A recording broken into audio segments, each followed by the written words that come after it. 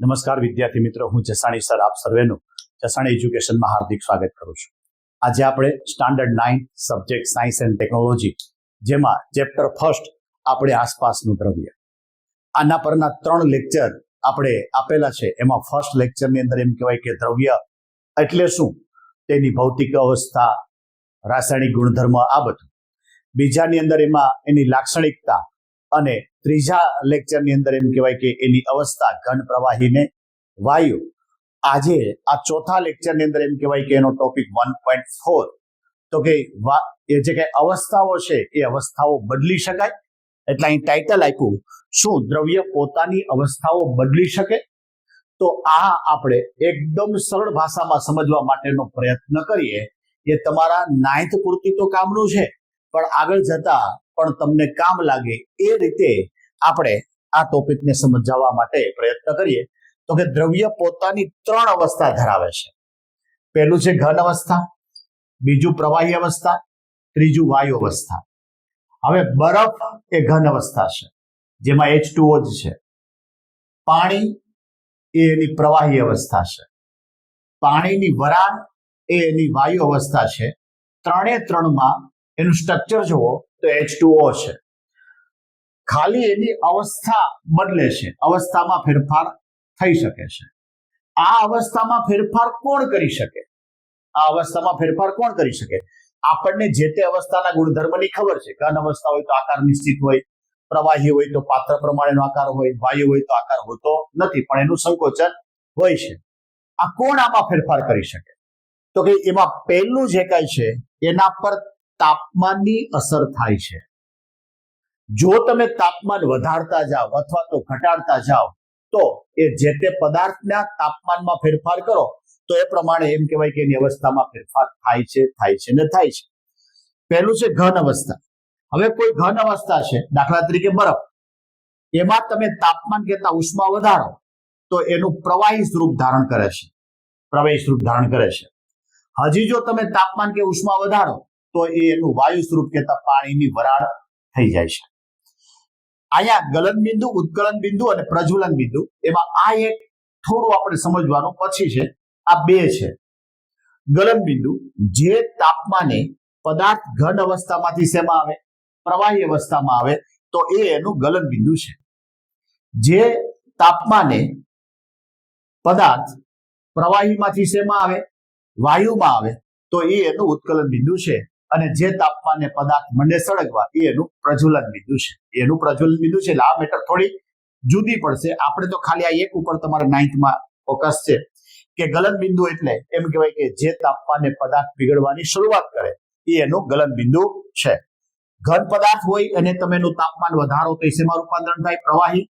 પ્રવાહી હોય અને એનું તાપમાન વધારો તો શેમાં જાય? વાયુમાં. વાયુ હોય અને તાપમાન ઘટાડો તો પેલા કયું સ્વરૂપ આવે? પ્રવાહી.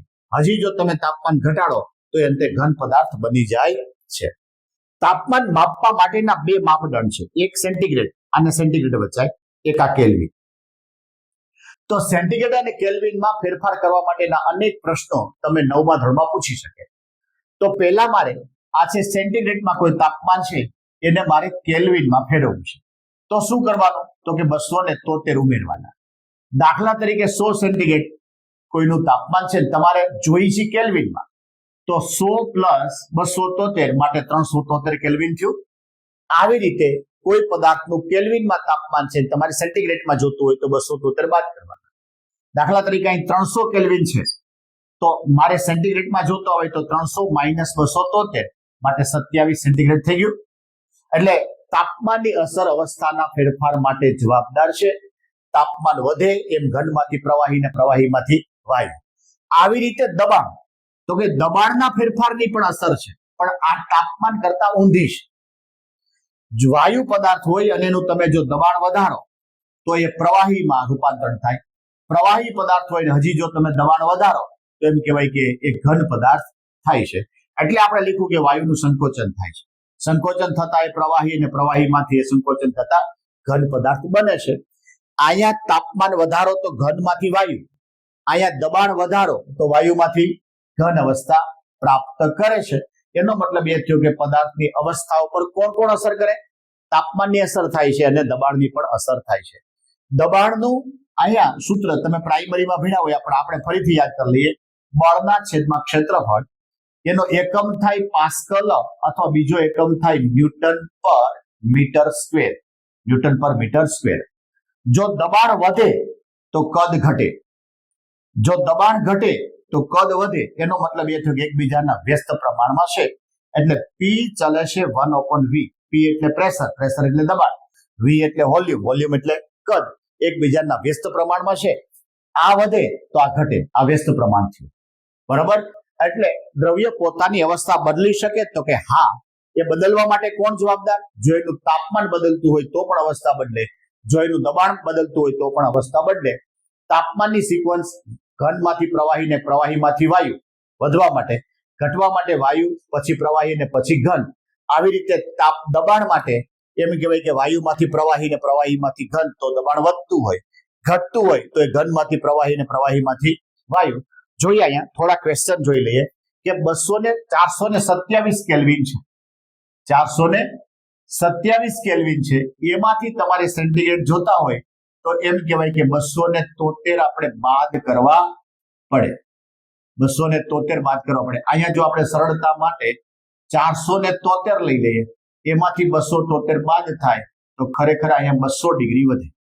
એવી રીતે 123 સેન્ટીગ્રેડ છે અને મારે એમ કહેવાય કે કેલ્વિનમાં જવું છે તો 273 એડ કરવાના, તો એનો મતલબ એ થયો કે 400 કેલ્વિન થઈ ગયું. આ ક્વેશ્ચન આવડશે. તાપમાન બદલે, જો તાપમાન વધે તો એમ કહેવાય કે ઘનમાંથી પ્રવાહી અને પ્રવાહીમાંથી વાયુ. જો તાપમાન ઘટે તો વાયુમાંથી પ્રવાહી અને પ્રવાહીમાંથી ઘન. આ સિક્વન્સ યાદ રાખવાની. બરાબર. આવી જ રીતે દબાણ, જો દબાણ વધે તો એમ કહેવાય કે વાયુમાંથી પ્રવાહી અને પ્રવાહીમાંથી ઘન. જો દબાણ ઘટે તો ઘનમાંથી પ્રવાહી અને પ્રવાહીમાંથી વાયુ. આ સિક્વન્સ તમને અત્યારે 9મા ધોરણમાં તો કામ લાગશે, પણ આગળના એજ્યુકેશનમાં પણ કામ લાગશે.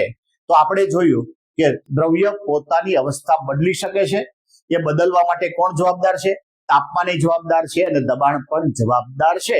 એટલે આ ટોપિકને આપણે એકદમ સરળ ભાષામાં સમજાવ્યો છે. તમે હજી જો અમારી ચેનલ સબસ્ક્રાઇબ ન કરી હોય તો જરૂરથી કરી લ્યો. બરોબર. અને આના પછીનો જે લેક્ચર છે એ તમારો આ ચેપ્ટરનો લાસ્ટ ટોપિક છે.